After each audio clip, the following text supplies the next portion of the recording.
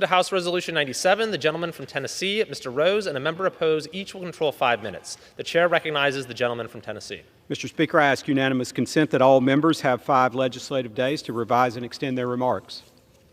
The gentleman's request is covered by general leave. Mr. Speaker, I yield myself as much time as I may consume. The gentleman is recognized. I rise in support of my amendment to H.R. 185, and I thank my friend from Kentucky, Mr. Massey, for introducing this important piece of legislation.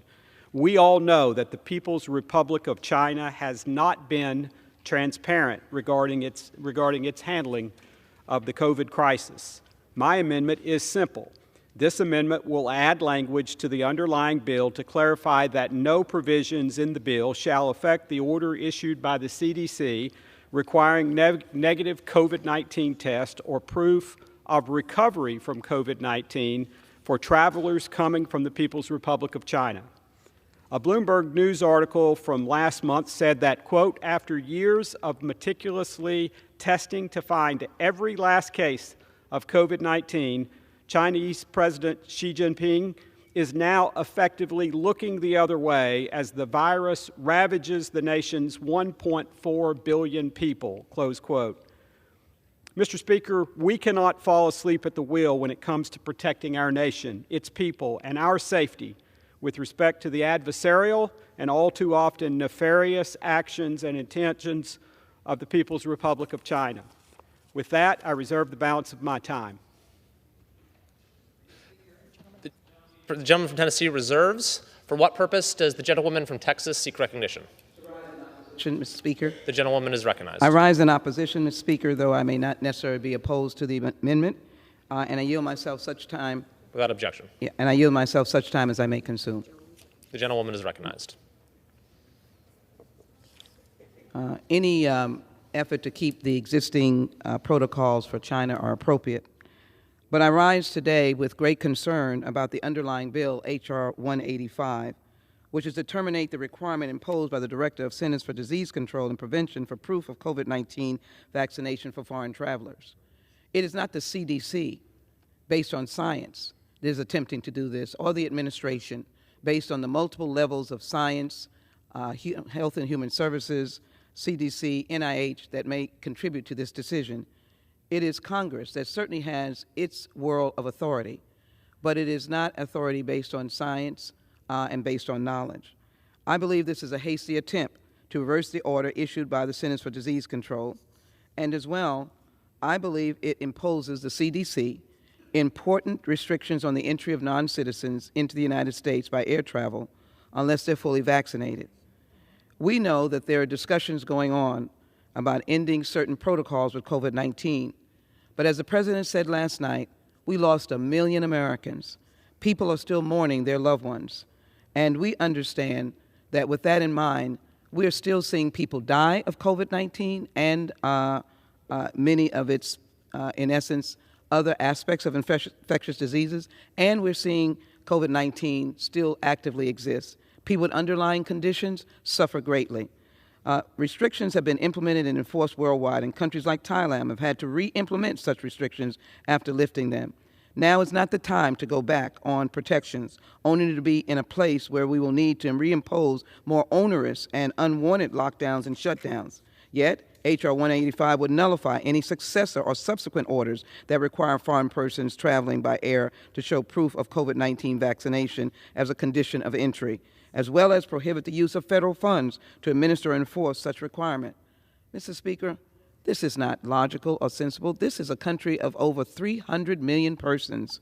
Again, this is a nation that lost 1 million persons, and I'll say it again, people are still dying of COVID-19. The well-being of the American people should be our first priority. And since March 2020, I proceeded to provide any number of testing sites and vaccination sites. We saw our hospitals teeming. We, of course, reached out to the chair of the Energy and Commerce Committee as we were desperate to get tests and vaccines. I spoke to New York hospitals and doctors who were telling me that their hallways were teeming, their operating rooms were non-existent because there were COVID patients everywhere. And many of us remember the stark look of the refrigerator cars, not only in this nation but around the world. And so I am hesitant that at this point we make a decision on this floor of the House, not a scientific report, not a hearing in our committee, to be able to suggest that we could go ahead and remove this particular health caution protection. Again, COVID-19 cases, there have been 1,058 confirmed in our area, 7,839 active cases now, 1 million persons recovered, 8,589 deaths, and Texas as a state has recorded 8.24 million cases and 93,366 deaths. We're a border state, and so we have the opportunity for people to come in from foreign countries and as well in South and Central America who have come into the United States, and I'm saying in legal travel. And so it doesn't make sense to go to this length and to do it without further study, further science, and as well further recognition of the importance of the Centers for Disease Control, the National Institutes for Health and Health and Human Services, and the President of the United States, who is the leader of this nation. So in working with the executive, I believe that we should give them the opportunity to work constructively and to be able to give the right kind of guidance that will protect all of us. And we should not precipitously try to overcome a disease that is evident as a major killer of Americans. With that, I ask my colleagues to oppose the underlying bill. Oppose the underlying bill. And I yield back. The gentlewoman from Texas I yields, yield back and the my time. gentleman from Tennessee is recognized. Mr. Speaker, I yield myself the balance of my time. The gentleman is recognized. Just a few days ago, we saw the People's Republic of China send a high-altitude surveillance balloon over our airspace, spanning almost the entire continental United States.